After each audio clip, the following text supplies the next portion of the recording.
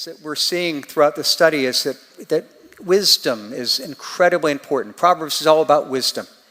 And wisdom is, as it says even in Proverbs 8, it's more precious than anything else we'd have in life. Proverbs 8, it talks about, take my instruction instead of silver, knowledge rather than choice gold, for wisdom is better than jewels, than all that you may desire may compare with her. It's saying it's infinitely more valuable. Why? Because we know this by experience. We know people that have great success and incredible wealth, and they lack wisdom, and their life is a mess. And you have other people that maybe don't ever have this great circumstances of life, but yet they flourish because they have wisdom. And so we see this lived out, and we say, okay, what is wisdom? And what we've seen is wisdom is something that God builds into the fabric of the world at the very beginning of creation. See, it's something that we've seen in our study, that when God created the world, he didn't just create us, he didn't just create the world, but he created a fabric of truth, of morality into creation itself. And wisdom is understanding that truth, the nature of God's design, and then living according to that design. So we've seen that again, that he built in laws. We understand that he built physical laws into creation, laws like gravity and things like that, but there's also spiritual and moral laws that are just as real. And he knit these into reality so that just like the physical laws, they're true whether you believe them or not, whether you like them or not. The same thing is true for the spiritual laws, the moral laws. This is an idea taught in Proverbs chapter 8. What we see is wisdom speaking about how God was with her at creation. Wisdom possessed me at the beginning of his work, at the first of his acts of old. Ages ago I was set up, at first before the beginning of the earth. When there was no depths, I was brought forth. When there were no springs abounding with water, before the mountains had been shaped, before the hills I was brought forth. And basically it's wisdom saying, before anything was made, there's something that was deep in the fabric that even goes beneath kind of the physical act of creation. And it's this idea of his moral law. It's like gravity. It's not just defining what's right or wrong. Wisdom literally defines what is true. And because it defines what's true, it's how life works. And again, just like there are physical laws, there are spiritual and moral laws. And when we think about these, they're not really things that you can break. You could ignore them, but you can't really break them because they're always going to be true. So take the example, the law of gravity. It isn't a rule you can break. You can say, I don't believe it. You can try to ignore it. If you think you're Superman, you go jump off a building, you're still going to fall. Gravity's always true. And you're going to face the consequences of ignoring gravity. And just as those physical laws of nature are true, there are spiritual, moral, relational laws that God has built into the fabric of reality that are just as true. They describe the way things work. And they promise blessings if we live according to that truth, and negative consequences if we ignore that. That's what wisdom tells us at the end of chapter 8. Whoever finds me finds life and obtains favor from the Lord, but whoever fails to find me injures himself. All who hate me love death. So throughout this series, we're defining biblical wisdom as understanding and living according to what is true. Now, this morning, what we're going to look at what is wisdom regarding work. And it starts by understanding God's design. Because again, this was all built into creation. So to understand this, what I'm going to do is I'm going to actually take a break from Proverbs and start in Genesis. I want to go back to Genesis and see what it says about God's design with work and how we can understand and live according to that, and what it means to live according as we get back to Proverbs. So let's start with God's design regarding work. Genesis teaches at the very beginning of creation, God created us to work. It's an essential part of what it means to be human. It's part of our design. Literally, we're going to see that it's actually part of what it means to be created in God's image. So when we think about our relationship with work, let me go back to Genesis 1. Go back to the very beginning of creation, and where we're told that God created mankind. Genesis 1:26. Then God said, let us make man in our image, after our likeness. Let them have dominion over the fish of the sea, over the birds in the heavens, over the livestock, and over all the earth, and every creeping thing that creeps on the earth. So we're created in God's image. And that means a lot of different things. But one of the things that it means is right here, that we're created in the image of God, and therefore let them have dominion. Now, we don't use that word dominion very often. When we think about this, when's the last time somebody said, "What are you doing today?" "I'm exercising my dominion over the earth." We don't use that terminology. So what does it mean? Really, it means to reign or to rule. God has created and is over everything, and he now gives us authority to exercise over creation authority as his representatives. And so we're called to do that. And when we say, what does that look like? Part of it means work. In fact, let's go back to chapter 2 now of Genesis. It says, "And God finished his work that he had done and rested on the seventh day from all his work that he had done." So again, we're going to come back to this. God defines what he was doing as work. He rests. And then we're told a few verses later, verse 15, the Lord God took the man and put him in the Garden of Eden to work it and to keep it. In a sense, God's saying, okay, I began the work of creation, I've rested, now I'm creating man, and now I'm calling you to continue it, to continue the work of creation. God is a creator. He's a designer, and he says, okay, I've rested, and I want you to do that. Now, we don't create like God did out of nothing, but that's only in Genesis 1:1. Most of what you see in creation is literally God taking something he's created and bringing order to it, bringing order out of chaos, bringing greater beauty. And he said, okay, that's what I want you to do. And how do we do that? By taking care of the garden. Now, when you think about the garden was not perfect. It was something, I want you to bring order. I want you to make it better. In fact, someone explained it this way. God called Adam to be a gardener, not a park ranger. A park ranger, the park is perfect, and your job is to protect it and to keep it the same. A gardener, you take raw materials and you actually develop it to make it better. And so here's what God did, is he called us to work the garden. And what's really significant is he does this in Genesis 2, before the fall, before there's sin, before there's a curse. See, many Christians think that work is a bad thing. It's because of the sin, because of the curse. I have to admit that when I was young, I kind of thought that. I kind of had this idea that before the fall, you just have everyone sitting around, just playing around, you hang around the garden, having a good time. And then we think, but then man sinned, and God said, okay, I'm going to get you for sinning, and from now on, you've got to go to work. But that's not the case. Again, where did God create work? Genesis 2, before the fall. So the Bible is clear. Work was part of God's original and perfect design. In the perfect world without sin, God put Adam and Eve into the world and said, I'm going to give you a job to do. We're built to work. We're built to take care of something, to cultivate things, to create. We're made in the image of God who creates. We're made in the image of God who looks at things and brings out the best in them. You see, if there were no sin in the world, we'd still have to work. Now, let me say that differently, because it's not actually true. If there were no sin in the world, you would still get to work. We'd still have the opportunity to work, but we would then know and fully understand that it's a blessing. In fact, most theologians look at in heaven, they believe we will still probably have work to do. That's part of our soul. But now you might be thinking, well, how about the curse? There is a curse, and there is. We know in Genesis 3, because of man's sin, there was a curse that involved work. But let's look at Genesis 3 and see what it teaches. See, it's teaching that not that work was cursed, but the environment. Look what we see in verse 17.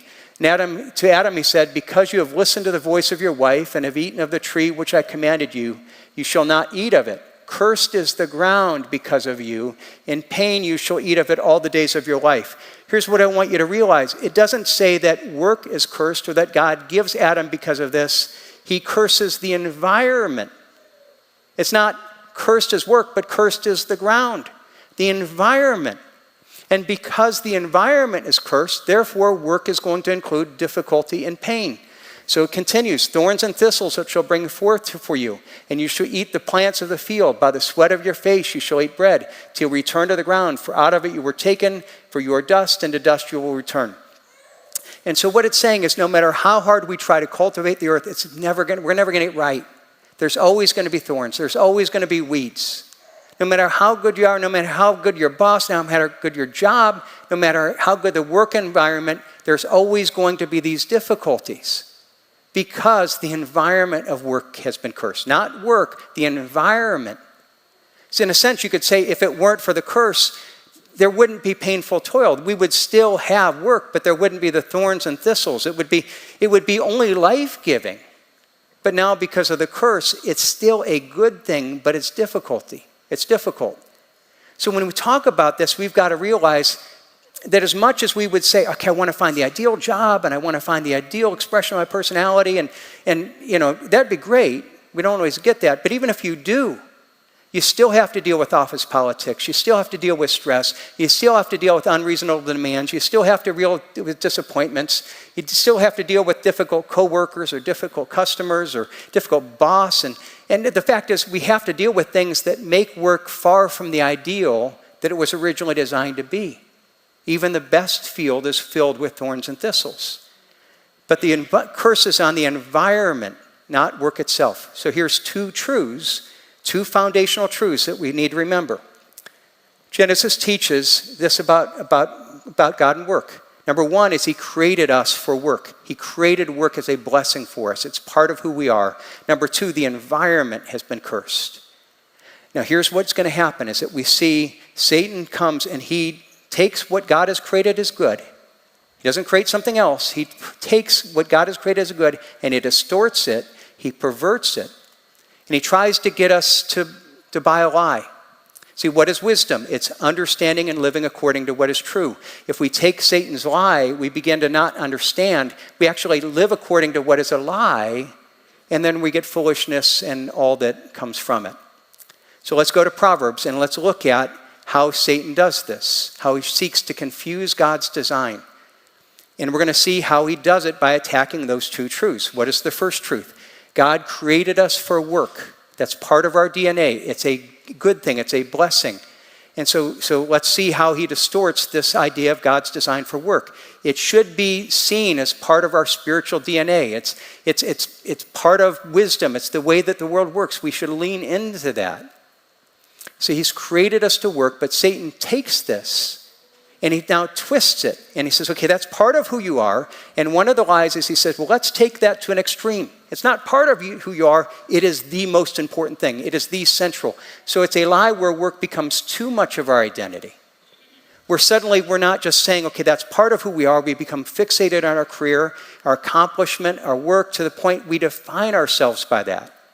I think it's a lie that men are probably more naturally prone to. And you see this even in the way that men talk amongst themselves. If you have a couple men that meet each other, one of the first things will happen. What's your name? Well, tell me about yourself. What do you do? We as men, that's the question we always ask. What do you do? Women don't ask that same question. Tell me about your family. They ask other questions. As men, what we're saying is, tell me about yourself, and right off the bat, tell me about what you do, because that's one of the most important things about who you are. That's the way we think. So we probably are more likely to put our identity in our work. And if we take that to an extreme, what happens is that we now think that is the most central thing to us. Part of our identity should be work, but what happens when we're looking to that for satisfaction, for fulfillment, where we feel that's where we find success, and suddenly we're taking this thing that God has created good and we're asking it to fill a God spot in our life. That's the danger. I want to tell you, as I've thought this is the temptation and the lie I am personally most susceptible to. I can take a good thing, even a job that's focused on serving God, and I can make that too important. I can put too much of my identity in that. I can be prone to be more of a workaholic, and so I've got to be careful with that. I think it's a lie that probably is more common in older generations, the baby boomers and maybe the busters. We have a strong work ethic, but that can be taken too far. Now, if Satan can't get you with that lie, he will try to take the same truth that God created you for work and try to drive you to the other extreme so that it's not now too much of our identity, but it's not at our identity at all. We forget that we are created for work. Work is just this necessary evil. It's a result of the curse. And in the ideal setting, we wouldn't have to work at all. And here's one of the things, as you see that God's saying, no, I want you to learn this. And one of the ways that God tries to tell us how important it is he tries to tie it to provision, to income. So, okay, you got to make money. You've got to do this. And see, wisdom is the way the world works. It's true. And he says, okay, I'm going to try to do this. And wisdom always has consequences. If we live according to wisdom, there's blessings. If not, there are negative consequences. And so he ties these things together. So Proverbs 16, it is good for workers to have an appetite, an empty stomach that drives them on. And he's saying basically, it's good for us to, in a sense, recognize we need to make money. We need to have a job. You know, it's interesting, in our modern society, there's a lot of people that think that not only is work unnecessary, but unfortunately our cultures at times even affirm that. In fact, I read a book this past week where it talked about how it looked at the problem of men in prime working ages, 23 to 58. And it said that the number of men, the percentage of men in our population, 23 to 58, prime working ages, that aren't working right now, is higher than the percentage of men in that same age group that weren't working during the Great Depression. And you look at it in the Great Depression, we say, man, this is terrible. This is why? Because you have people that want to work and they can't find work, and this was a national crisis. And now we have more men that age that aren't working, and we're not bothered at all, well, because they don't want to work, and that's okay. And even we're going to have governmental systems that we'll pay them and we'll provide so they don't need to work. My friends, that's something that's dysfunctional. And I've seen a lot of young men that don't work, and the fact is they don't become healthy that way because God has created us to work. That's part of who we are.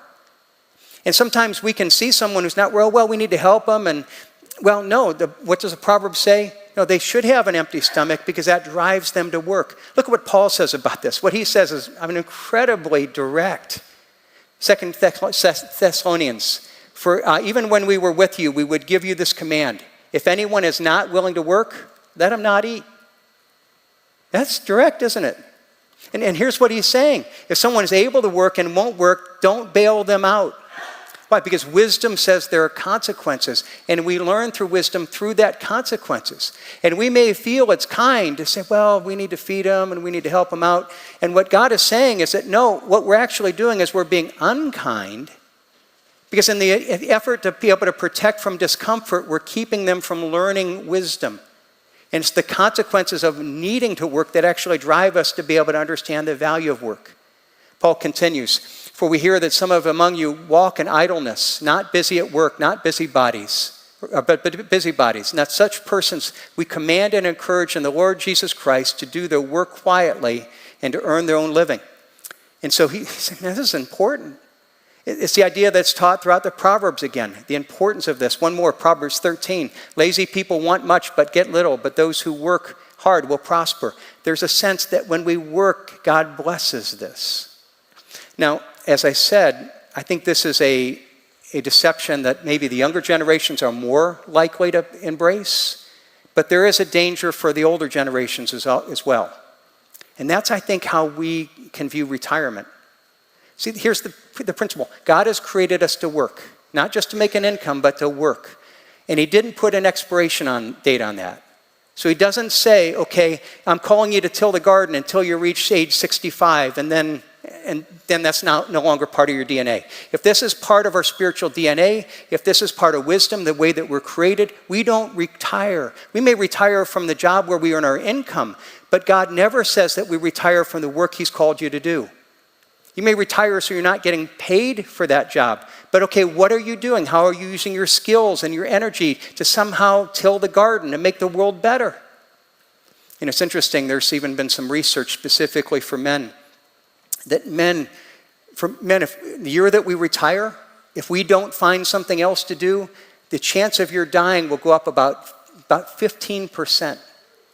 That's the most dangerous year of a man's life. The guys that retire and then, hey, I'm going to play golf, I'm going to do this. And why? Because we lose part of our identity. It actually is harmful to us. God calls us to have some purpose, productive purpose.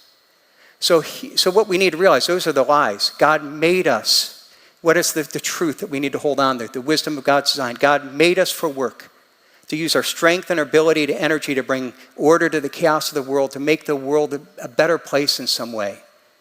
And both distortions take that and out one way or another, and we need to be able to say, no, it's not that we put everything in our work and that we make work our God, nor do we walk away from our work and we think that it's unimportant, but that we need to embrace this. We need to embrace God's call.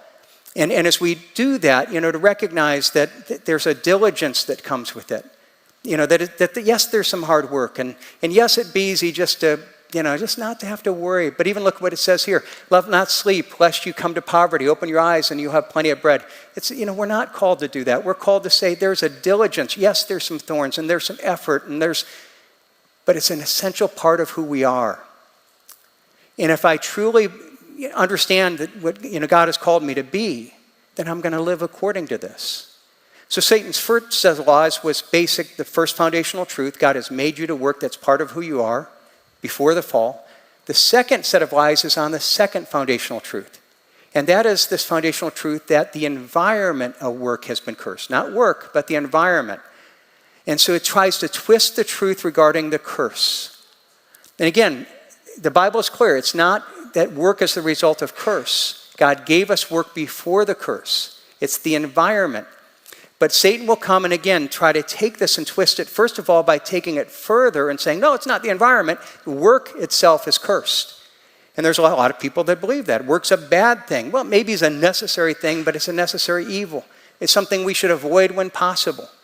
And so you hear people even, ask, if you won the lottery and you had everything, what would you do? First thing, I quit my job. Bad work is a bad thing. So a lot of people, we're doing the minimum. We're just, how can I do, what can I please the man? I've got to work for my boss. But there's no intrinsic value. There's no pride in it. Proverbs 15:19 is an interesting proverb because it refers to the curse. The way of the sluggard is like a hedge of thorns, but the path of the upright is a level highway. And basically what it's saying is this: if we see work as a bad thing, and if we as a result try to avoid it, we're the way of the sluggard, then the result will be, in our experience, work will always be like a hedge of thorns. It's not only there will be a curse that there's thorn and thistles, it's using language of Genesis for a reason. It's saying if we try to avoid it, if we treat it like a curse, then it will be a curse. To you, all you will ever feel is the thorns. You won't be able to see and experience the blessing because you're not looking for it. But on the other hand, the way of the righteous is like a level highway, meaning that if we truly embrace God's calling, because there's still the thorns there, but they become kind of on the side of the highway. We still experience it, but the more that we live into and embrace God's design and the blessings that come with it, the less we feel the sting of the curse. So the one lie is work itself is cursed and we should avoid it. And the other lie that he comes and he says, okay, well, maybe work is cursed, but therefore, we understand that that work is cursed, but we're not work, but the environment. But then some people will come and say, well, because work isn't cursed, I expect to find perfection in the work. And people that buy this, they would say, well, yeah, I understand that there's no curse regarding work, or there's a curse, but in practice, what happens is they kind of start to expect an environment where they won't experience that curse. They kind of expect work to be a place where there's a perfect work environment, where they're perfectly affirmed, where they feel like, they're doing something that matters, they enjoy what they do. And this is something that I think is extremely common in the younger generations, millennials and Gen Z, which includes the age of my own children. I've talked with them about this. I've talked to countless people in the younger generations. And what I hear, it seems like a lot of them are always looking for the perfect job. They're always looking for one that fits their personality, that makes them totally fulfilled, a great boss, meets their expectations. In fact, there was even a study that showed, the job that most Gen Zers, that's the 14 to 28-year-olds, the job that most of them want, not only most of them, the majority, 57%, they say the ideal job is to be a social influencer. Hey, I just want to do this and do whatever I want to do and just take pictures of it and almost expecting I can get that job. And see, now what happens is when you expect the perfect job, every other job you have doesn't match up. And so as a result, they're consistently changing jobs and looking for the perfect job. And every job they quit or they're disappointed and frustrated. And here's what we need to realize. This side of heaven, there's no perfect job because we still live with the impact of the curse. And so we will not find perfection. Yes, we should try to find a job that fits our personalities and strengths, but there will be no perfect job. There will be no job that says, okay, I'm going to build totally around your expectations. Now here's what happens. A lot of people who start with this idealistic view of work end up becoming very pessimistic because they are looking for the perfect job, and then they get frustrated that every job is flawed. So therefore, work is not the way it should be. And in fact, I love one interesting Proverbs that kind of explains where people end up with this. Proverbs 22, the sluggard says, "There is a lion outside. I shall be killed in the streets." And you're like, what a weird proverb. Here's what it's saying. Basically, I've had bad experiences. It's the sluggard who's saying this. The person that said, man, I've got this job, and it's bad experience, and they're bad boss, and this and that, and therefore I'm not going to go out there because it's just going to be another, why even try? My friends, we need to be able to, again, hear the lies, be aware of them, and somehow come back to the wisdom of biblical truth. That God created work before the fall. It's an essential part of what it means to be human. And while work is good, the environment has been cursed, so that even the best job will have thorns and weeds. There is no perfect job. And it doesn't take away the importance and value. Work isn't cursed. Work is good. It doesn't take away any of the importance of value, but we should expect it to be difficult. We should expect disappointments. We should expect weeds and difficult coworkers and bosses and disappointments. And here's the really strange thing. If you expect the environment of work to be under the curse, if you expect it to be difficult, it will get easier. And here's why. Because you won't constantly be disappointed and frustrated. You kind of like it comes, you get the difficulty, you're like, this is normal. That's the point of Proverbs 15:19. The way of the sluggard is like a hedge of the thorns, but the path of the upright is level highway. As long as we are looking for perfection, it's always going to be the thorns. But the more that we embrace God's calling and say, I expect it to be difficult, the more that we find that it's a level highway. Now, here's the challenge. Just some points in closing. We live in a culture that has anything but a biblical view of work. And how do we live against the foolishness of the culture? How do we let God redeem our understanding of work? How do we see it through God's eyes? And the first thing we have to do is we have to acknowledge that there's a battle on this. There's a worldview of work, and we're living in it, and the lies of the world, they're lies of Satan. And if we don't understand that, you see, we're not going to fight against it. We're not going to fight for the truth. There's a battle for wisdom. Remember, what is wisdom? Wisdom is understanding and living according to what is true. And so when it comes here, we've got to start by understanding God's design for work. Actually, throughout the Proverbs, there's consistently described a battle for truth and for wisdom, between the way of the world, the wisdom of the world, and the wisdom of God. Proverbs 9:10, the fear of the Lord is the beginning of wisdom, and the knowledge of the Holy One is insight. So in other words, wisdom starts by acknowledging there's a God, there's a designer. And I need to learn from him. I need to align myself to his truth. Proverbs 3 teaches a similar idea in different words. Trust in the Lord with all your heart. Do not lean on your own understanding. In all your ways acknowledge him, and he will make straight your paths. And the whole idea is it's saying, if I really believe in God, that he's the designer, I will trust him. I will trust his word. I won't trust what is right in my own understanding. I won't trust the wisdom of my culture. I've got to start with this battle of the truth. If I don't, what I'm going to do is I'm going to do what feels right to me. And the warning of Proverbs 14 is, that it tells us there's a way that seems right to a man, and its end is to death, and it will always lead to destruction. So start by acknowledging and fighting for the battle of wisdom, and then remember the value of work. That we need to realize that God called us to work. He called us to work before the fall, before there was sin. That's part of God's image. You want to see even something about the value of work? Go back to Genesis 1. You know how God describes the work of creation?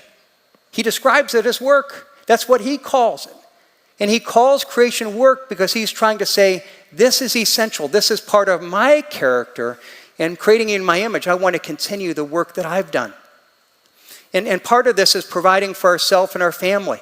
And again, the Proverbs are full with this connection. The sluggard does not plow in the autumn. Will seek harvest and will have nothing.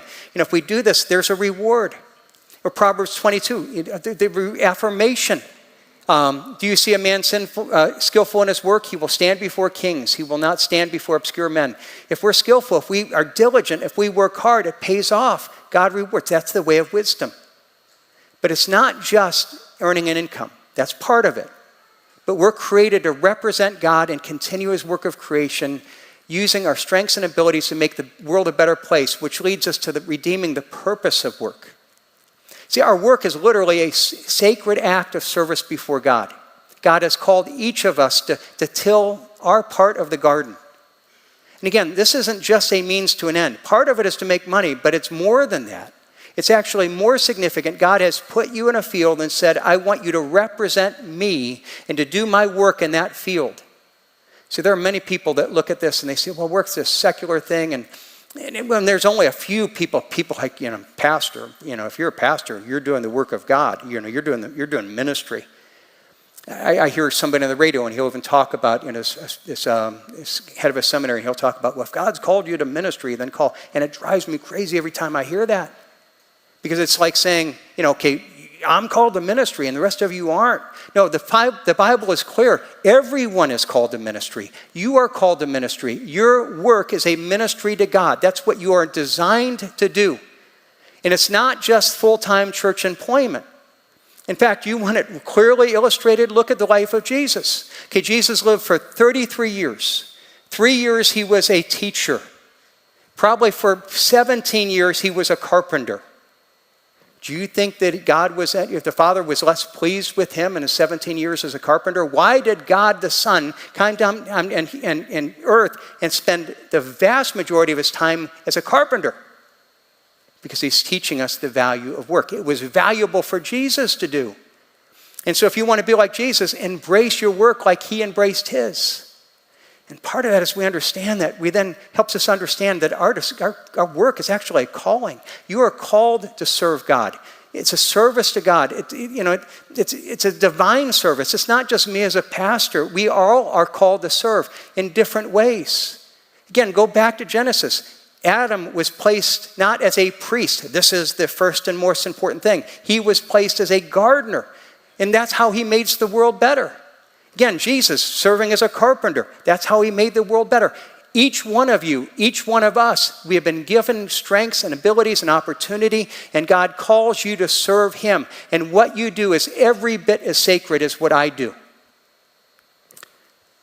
Ephesians 2, for we are his workmanship, created in Christ Jesus for good works, which God prepared beforehand that we should walk in him. You are his workmanship. You are uniquely designed with strengths, abilities. You can do things that I can't do. And you have the opportunity and calling to go and represent God, to literally bring creative influence into the world in ways that I can't. All work, if morally good, is sacred before God. All is serving God equally. Now, you understand this, to really embrace it, it's not only understanding the value of it, but understanding who we're working for. You see, when we think about this, it's ultimately an understanding. I'm not just working for my family to provide, or I'm not working for my boss, or I'm ultimately working for God. There's a unique passage in Proverbs 10 where it says this, he who gathers in the summer is a prudent son, but he who sleeps in the harvest is a son who brings shame. Now, what's interesting there is, why does he say he's a prudent son? Not just a prudent man, a prudent son. And when he doesn't, he brings shame. What it's saying is that our work is actually something that's communal. Our work is, again, should not only be for ourselves, but it's seeking to actually add to the garden, add to the culture. It's for the benefit of other people as well. And so there's a shame if we don't. There should be a shame because we're out of line with God's design. But we're to work for a prudent son. In a sense, we're trying to earn the respect of our Father. There's some truth to that, but let me take it a step further. You see, when we look at the New Testament, we look at Colossians, Paul takes us a step further, and we're not only working to try to serve those around us, we're not only trying to work to impress our Father or to impress our family. Look what he says. Bondservants, obey everything, in everything those who are your earthly masters, not by way of eye service as people pleasers, but with sincerity of heart, fearing the Lord. Whatever you do, work heartily as for the Lord and not for men, knowing that from the Lord you are to receive your inheritance as your reward. You are serving the Lord Christ. And here's what I want you to see. We're ultimately working not for ourselves, not just for our boss, not just for our income, but ultimately for the approval of Christ. Don't think this is between my boss or what does he expect or what can I get away with. God is there every day. He's your boss and he's totally aware of what you're doing. And he says, I've placed you here to represent me. That's your audience. Not only that's your audience, it's your reward. What does it say? From him you'll receive your reward. What would it be like if tomorrow that you walked in, not only for tomorrow, but this week, and maybe for the rest of your life, you walk into work and you say, today I'm going to work to all my heart, and I'm not here to try to, impress my customers and my boss, or I'm here to try to work for God. He's my boss. What's going to make him happy? How am I going to prove him? How am I going to represent him? Because that's my calling, is to literally represent him. To be the image, created in the image of God, and do the things that he would do if he were here. What would that look like? And that's hard to ask. And I think for a lot of us, maybe we haven't asked those questions, and it's going to make us rethink work. But I want to tell you that if we understand these things, they're wisdom. It's the way the world works. We are created for work. You are created for work. That's part of your DNA. It's good. It's holy. It's sacred. That yes, the environment's cursed, but the work is good. And when we understand that and then embrace not only this task that God has given us, this calling, and that we work not just to earn income, that's part of it, but work unto the Lord and to honor him, to represent him. Man, the more that we live into that, the more that we don't have the work as this hedge of thorns, but we experience the highway, we experience the blessing, we experience the goodness that he's created us for, because this is a good thing that he's designed from paradise. Man, I want to figure out work that's closer and closer to the paradise I was created for. Wouldn't that be great? That's what God has called us to. And I hope with each one of us we can look at our own lives and how are you approaching work? Are you giving in to any of those lies? And how can you embrace these truths and live into the wisdom and the calling that God has given you? And discover the joys of truly living into his design of who he created us to be. Let me close in prayer, and then we're going to close in song. And even in the closing song, it just is a great song of just saying, how do we take everything in our life? How do we take even our work? How do we take everything? How do we speak Jesus into that? How do we let Jesus be the defining truth? That we're working for him, that we see that our calling is his. Let me close in prayer. Father, I thank you for the privilege that we have to be able to come and to look at your word. Father, to see how it calls us to such practical truth. Father, practical truth about one of the most practical areas of life, about work. Father, we live in a culture where it just gives us all kinds of messed up messages, all these lies and perversions and twists of truth from Satan. And Father, we're all impacted by these. Father, help us to be able to see your truth, to embrace that truth. Father, to live according to that truth and to be able to live in full light and enjoyment of the blessings that come as we align our life with the truth that you've created. The truth of a fabric of reality. Father, I pray that you'd help us to let Jesus speak over everything, to work as service to him. We pray in Jesus' name. Amen.